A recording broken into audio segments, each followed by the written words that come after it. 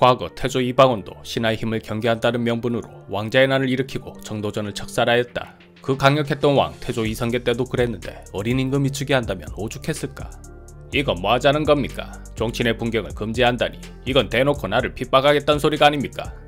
오해십니다. 그저 시국이 어수선하니 종친뿐 아니라 의정부 당상 간의 분경도 금하여 신하들 간의 분당을 막고자 하는 것입니다. 까놓고 이야기합시다. 이건 종친의 힘을 없애고 의정부끼리 다 해먹겠다는 소리가 아닙니까? 이런 식으로 나온다면 나도 가만히 있지 않겠습니다. 한다면 하는 수양대군의 이 말은 적잖은 위협이 되었다. 의정부는 급한 불부터 꺼야 했다. 많이 섭섭했나 봅니다. 정말 그 뜻이 아닌데. 그럼 대군의 분경만은 허용토록 하겠습니다. 이만하면 괜찮겠습니까? 진작 그럴 것이지.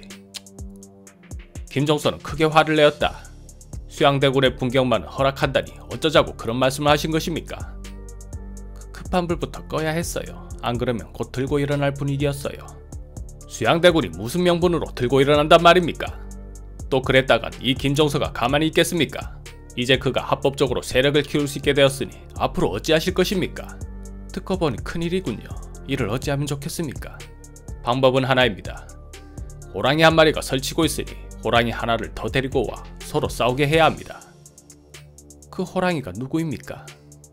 안평대군입니다. 수양대군이 직선적이고 강인한 힘을 가졌다면 안평대군은 곡선적이며 부드러운 힘을 가졌지요. 강함은 부드러움을 이길 수 없다고 하지 않습니까? 좋은 생각입니다. 대군끼리 서로 견제한다면 한쪽에서 나쁜 마음을 가질 수 없겠군요. 그리하여 의정부 쓰리탑 정승들은 안평대군에 손을 대었다. 충국 대신이 대군의 거시를 청했다고 들었습니다. 내놓으라 하는 문장가들도 많은데 대군의 재능은 정말 대단하십니다. 대관들께서 제 집에는 어인 일로 오셨습니까? 그저 국사를 좀 논할까 싶어 왔습니다. 어서 안으로 드시지요. 그런 식으로 권력과 권력이 손을 잡았다. 의정부 정승들이 안평을 가까이 하니 눈치 빠른 관리들도 재빨리 움직였다. 하루가 멀다 하고 안평의 집으로 사람들이 모여드니 수양의 마음이 편할 리 없었다. 이것들이 지금 나를 의도적으로 따돌리고 있지 않느냐. 국사를 논하려면 당연히 나를 찾아왔어야지 안평에게 가. 수양도 적극 행동에 나섰다. 안평이 고위직 공무원의 힘을 얻고 있었다면 수양은 종친의 힘을 끌어모았다. 이게 누군가 수양이 아니신가? 왕실의 최고 어른이신데 그동안 찾아뵙지도 못하고 송구하옵니다. 이제 제가 잘 모시겠습니다.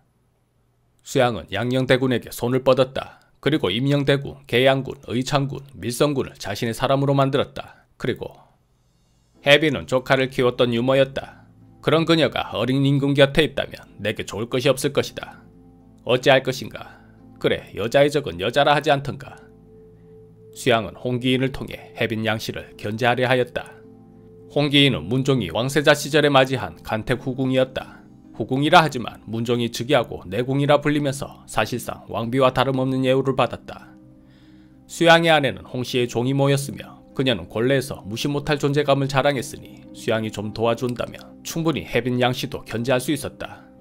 그러나 단종은 누구보다 혜빈 양씨를 의지했었다. 혜빈 양씨는 고래에서 빈의 첩지를 받은 유일한 인물이었다. 대비도 없고 중종도 없다면 다음 서열은 누가 보더라도 혜빈 양씨였다. 한편 단종은 조선 제6대 임금이 되었다. 태어나자마자 겪게 되는 순탄치 않은 운명. 어머니 현도 왕후가 산후 후유증으로 죽고 할머니 소원 왕후에 이어 할아버지 세종도 죽었다. 어린 단종을 지켜줄 사람은 아버지 문종뿐이었는데 그마저 일찍 세상을 떠나버렸다. 부인도 없어 처가에 기댈 사람도 없었다. 그야말로 혈혈단신. 겨우 12살 나이로 임금의 자리에 올랐으니 어린 나이에 얼마나 무서웠을까. 누구를 믿어야 하고 누구를 경계해야 할지도 몰랐을 것이다. 그러나 단종은 비록 나이는 어렸어도 매우 총명한 임금이었다. 일찌감치 임금 수업을 받으며 준비해왔고 세종도 그의 총명함에 크게 기뻐하곤 했었다. 어리광이나 부리고 무서워할 법도 한데 단종은 그러지 않았다. 시종일관 반듯한 자세와 근엄한 말투로 대신들을 대하니 모두가 어린 임금의 총명함에 혀를 내두를 정도였다. 하지만 어린 임금의 한계가 있는 것 또한 분명하였다. 이것이 무엇입니까? 이번에 새롭게 임명될 관리들의 후보 명단입니다. 의정부에서 가리고 가려 뽑은 사람들이니 전하께서 최종 누구를 임명하실 것인지 간택하여 주시옵소서. 단종이 즉위하자 모든 결정은 의금부에서 이루어졌다. 의건부에서 제안서 및 보고서를 올리면 왕은 그대로 옥새를 찍어주었다. 이 노란 표시는 무엇입니까? 예, 후보들 중 가장 뛰어난 사람들입니다. 전하께서 결정하시기 쉽도록 표시를 해둔 것입니다. 그렇군요. 단종은 노란 표시가 있는 이름 위에 점을 찍어 최종 결정하였는데 이를 낙점이라 했다. 그러던 어느 날, 전하, 홍기인의 자기를 높이셔야 하옵니다. 대행왕께서는 홍씨를 지극히 사랑하셨습니다. 자기를 높여주신다면 궁궐의 법도 또한 바로 설 것이니 대행왕께서 크게 기뻐하실 것이옵니다. 수부님 말씀이 맞습니다. 그리하겠습니다. 그렇게 귀인 홍씨가 정일품 빈의 풍계를 받아 숙빈으로 봉작되니 수양은 궁 안으로도 자신의 영향력을 미칠 수 있었다. 그러나 그것만으로는 부족했다. 아무리 종친의 힘을 끌어모으고 궁 안에 자기 사람을 심는다 해도 권력의 핵심 의정부 정승들과 양녕대군에게는 여전히 미치지 못했다. 그렇다고 대놓고 힘을 키우려 들면 분명히 탈이 생길 것이다. 아무리 바둥거려도 뭔가 부족한 것은 어쩔 수가 없었다. 수양은 생각했다. 어찌할 것인가. 내게도 장자방 같은 책사가 있다면 이런 때 어떤 계책을 내어줄까. 한편 명문가 출신 한명회는 또 나빵이었다. 7대조 한강, 6대조 한사기, 5대조 하나, 고조 할아버지 한공이, 증조 할아버지 한수 등은 고려사 열전에도 입전된 고려 말기의 정치적 권력이 막강한 사람들이었다. 조선 개국 후 조선 국호를 승인받은 한상질도 그의 할아버지였다. 이처럼 그의 집안은 대대로 잘나가는 명문가 집안이었는데 한명회만은 가문의 기대에 부응하지 못했다. 사람들은 그를 7달 만에 태어났다 하여 칠삭둥이라 부르며 은근 무시하였다. 생긴 것도 완전 별로여서 더욱 그러하였다. 게다가 시험운도 없었다. 그 집안 사람들이라면 누구나 시험도 한 번에 척척 붙고 잘도 전개에 진출하는데 한명회만은 맨날 그 모양 그 꼴이었다. 명혜야, 또 떨어졌다며. 이번이 도대체 몇 번째고. 농구지 마라. 안 그래도 열받는데. 사람이란 다 때가 있는 법이다. 안 될 때는 그저 물 흐르듯 그때를 흘려보내는 기다. 그동안 내하고 유람이나 떠나는 것이 어떠노? 인생 뭐 있나? 고마셔리 확 막 꼴리는 대로 사는 기지. 그래, 까짓건 뭐 그러자. 이 사람은 권람이다. 본가는 안동으로 대유학자 권근의 손자다. 권람도 불우한 어린 시절을 보냈다. 아버지 권제는 첩을 가까이 하며 어머니를 박대했는데 이를 말리는 권람을 구타하는 등 가정폭력이 심했었다. 실망한 권람은 집을 나와버렸고 이후 산천을 유람하며 세월을 보냈다.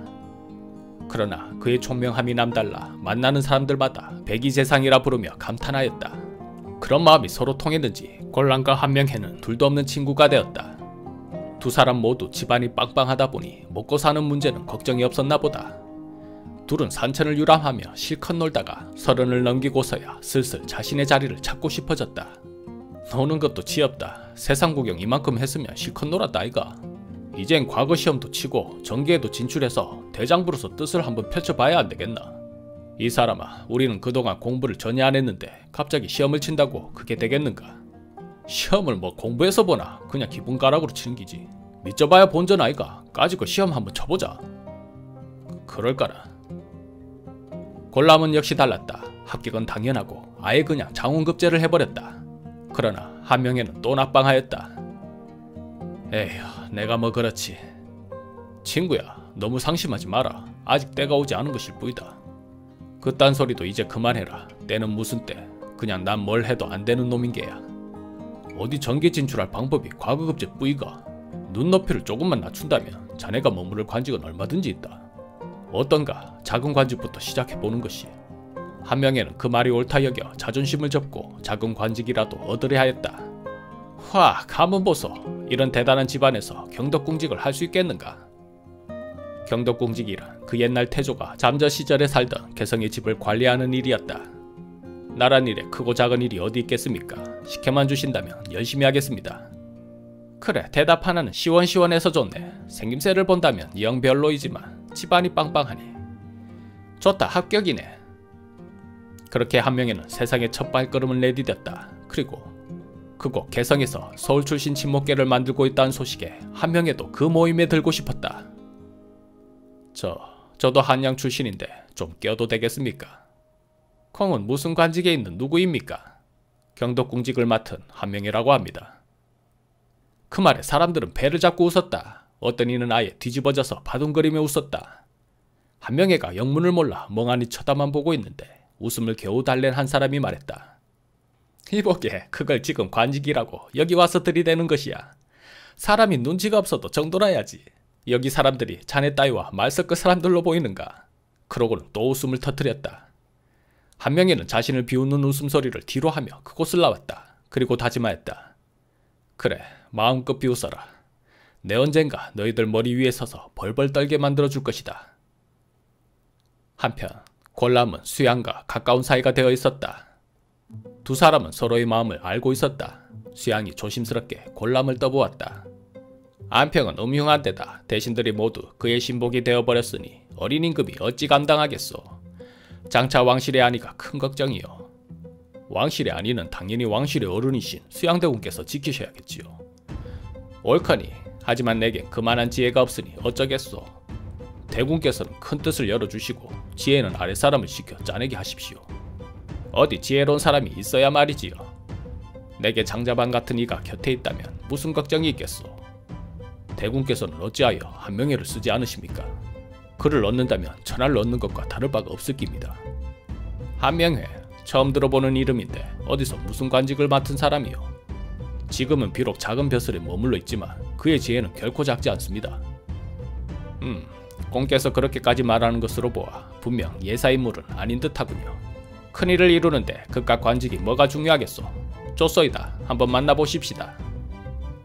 얼마 후 소인 한명회라고 하옵니다. 반갑소이다. 나 수양대군이요.